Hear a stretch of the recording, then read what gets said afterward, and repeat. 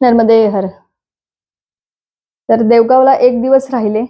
आजारी होते त्याच्यामुळे एक दिवस विश्रांती घेतली. दुसऱ्या दिवशी सकाळी निघाले. ताप आल्यामुळे काही अंघोळ वगैरे केली नाही. मैयाची क्षमा मागितली आणि तसेच निघाले. तिथून पुढे देवगावलाच बुढनेर नदी आणि नर्मदा माई यांचा संगम आहे. तर संगमावर येऊन बुढनेर नदी ओलांडली. सोबत ते येवल्याचे बाबाजी होतेच, त्यांच्या मदतीने नदी ओलांडली. कारण खूप खोल नव्हती, पण ओढ बरीच होती नदीला. त्याच्यामुळे नदी ओलांडली. तिथून पुढे सबंध पहाडी जंगलासारखा रस्ता होता. एक पूर्ण अशी पहाडी चढायची होती आणि उतरायची होती. तर त्याप्रमाणे आम्ही पहाडी चढलो, उतरलो आणि जिथं उतरलो आम्ही तिथंच एका बाबाजींनी एक छोटीशी कुटी बांधलेली होती आणि त्यांनी आम्हाला बोलवलं. चहा दिला, छानपैकी काळा चहा दिला.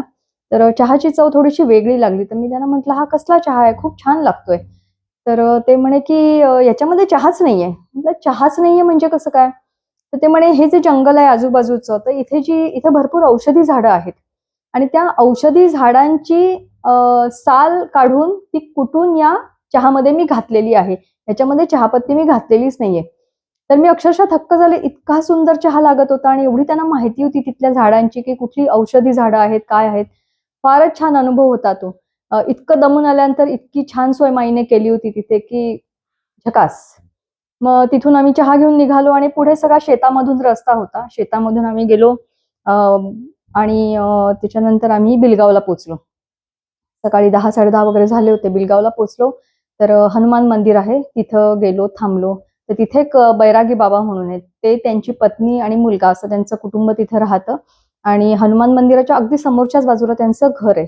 तर त्यांनी सांगितलं इथं थांबा वगैरे, चहा वगैरे दिला त्यांनी आणि म्हणाले, "आज इथेच राहा तुम्ही" म्हणे. तर येवल्याचे बाबा जे होते त्यांची तर मोठी परिक्रमा होती 3 वर्षाची. तर ते म्हणले, "हो, मी राहतो, मला काही प्रॉब्लेम नाही." मी म्हटलं, "बाबाजी, मी म्हटलं नाही राहणार, मी जाते पुढे आता." तर ते म्हणे, "नाही, नाही, असं नका करू. आजच्या दिवस म्हणे थांबा." म्हटलं, "सकाळी 10-10:30 झालेत." म्हटलं, "एक दिवस आहे अजून अख्खा चालायला मला."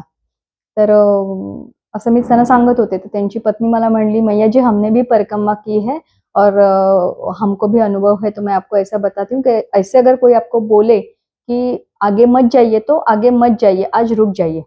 मग त्यांचं असं अगदी कळकळीचं सांगणं बघून मी ठरवलं, की आज आपण इथेच राहूया. त्यामुळे तो दिवस आम्ही तिथंच राहिलो. मग दोन्ही म्हणजे सकाळ, दुपार, सकाळ किंवा रात्र जेवणाची सोय त्यांच्याचकडे झाली. चहा-पाणी वगैरे पण सगळं त्यांच्याचकडे झालं आणि खूप छान त्यांनी बर्दास्त ठेवली. अतिशय सुंदर मंदिर होतं.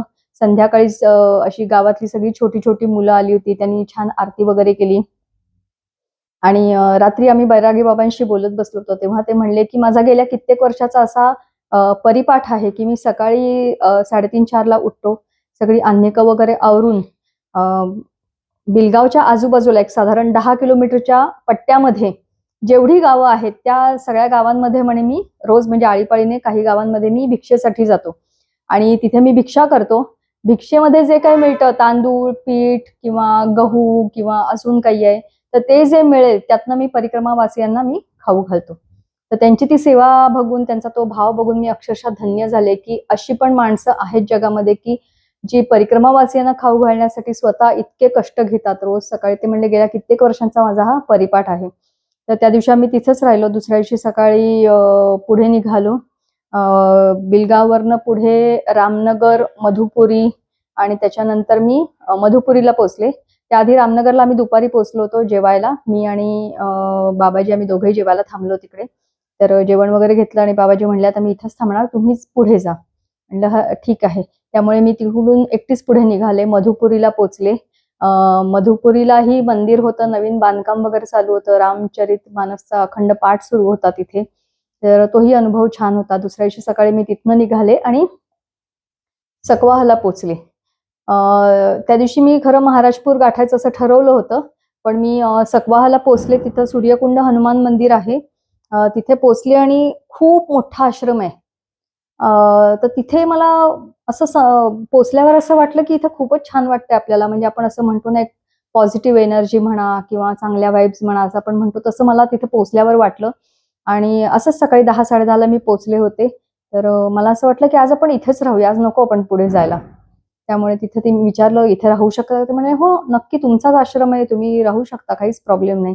तिथेही अखंड रामचरितमानसचा पाठ सुरू होता आणि त्याच्यासाठी लोक येऊन राहिलेली होती आणि प्रत्येक जण तास 2 तास असं तिथे अखंड पाठ करत होता. तर त्या दिवशी मी एकटीच परिक्रमावासी होते आणि तो तुळशी विवाहाचा दिवस होता. त्यामुळे संध्याकाळी त्यांनी तिथे जी तुळशी विवाहाची पूजा असते ती त्यांनी माझ्या हातून करवली. त्यामुळे मलाही खूप छान वाटलं आणि राहिले तिथे. दुसऱ्या दिवशी सकाळी निघताना परत आग्रह झाला की आजच्या दिवस अजून थांबा. मी म्हटलं नाही बाबाजी, आता आज मी निघते पुढे. त्यामुळे मी पुढे निघाले आणि तिथून मी पूर्वा नदी आहे ती नदी ओलांडून, नावेतनं ओलांडावी लागते ती नदी, ती ओलांडली आणि मी महाराजपूरला आले. महाराजपूरला मी भूषण रेलकर जे मी मागे म्हटलं होतं त्यांनी महाराजपूरला एक साठे नावाच्या कुटुंबामध्ये माझी सोय करून दिली होती राहण्याची. तर आपलं महाराष्ट्रीयन कुटुंब, बरेच वर्ष तिकडे असलेले शरद साठे ते शिक्षक आहेत. त्यांच्या पत्नी सुविद्य पत्नी, त्यांच्या अतिशय सुंदर घराची जबाबदारी सांभाळतायत. मुलं सुना, असा छान भरलेला परिवार होता. तर त्यांच्याकडे मी राहिले, दिवसभर राहिले आणि त्याच्यानंतर संध्याकाळी काहीतरी बाहेर पडून थोडीफार खरेदी वगैरे असं सगळं करून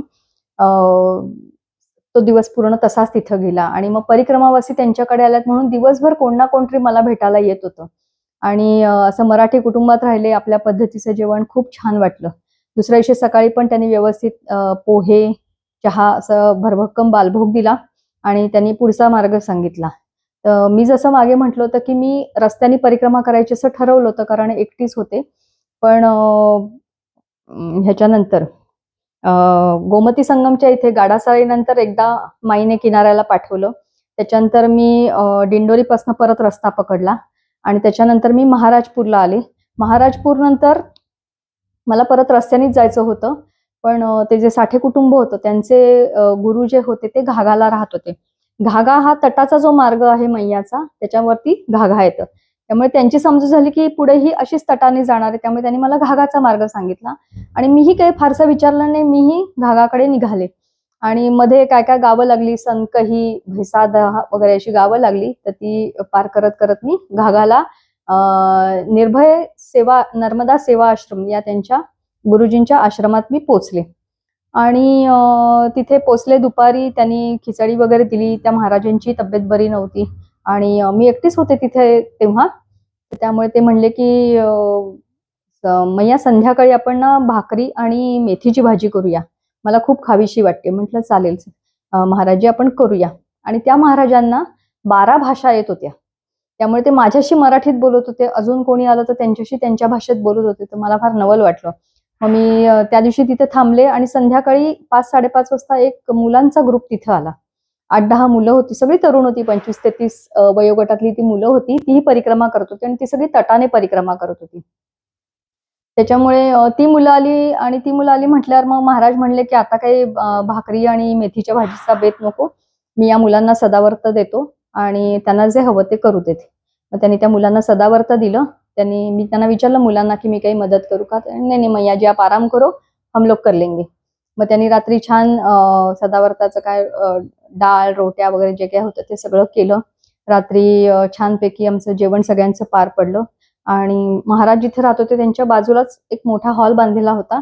तो हॉल म्हणजे बंद होता तसा, पण वरती सबंध त्याला असं ग्रिल लावलेलं होतं. त्यामुळे प्रचंड थंडी होती आणि अगदी मैया म्हणजे असा आश्रम संपला की लगेच खाली मैया, इतक्या जवळ मैया होती. त्यामुळे रात्री प्रचंड थंडी पडली. प्रचंड म्हणजे खूपच थंडी पडली की मला स्लिपिंग बॅग नाही, अंगावर माझ्या शाल होती किंवा अजून काही होतं, स्वेटर घातला होता तरी पण थंडी काही मला सहन होईना.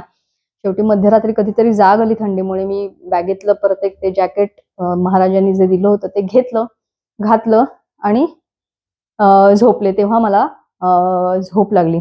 सकाळी उठून मग सकाळी तिथे प्रातर्विधीची मात्र काही सोय नव्हती आणि आंघोळीची काही सोय नव्हती. त्यांनी सांगितलं तर हँडपंपावर आंघोळ करायला लागेल. त्याच्यामुळे मी सकाळी सगळी ती मुलं झोपली होती तेव्हाच मी उठले.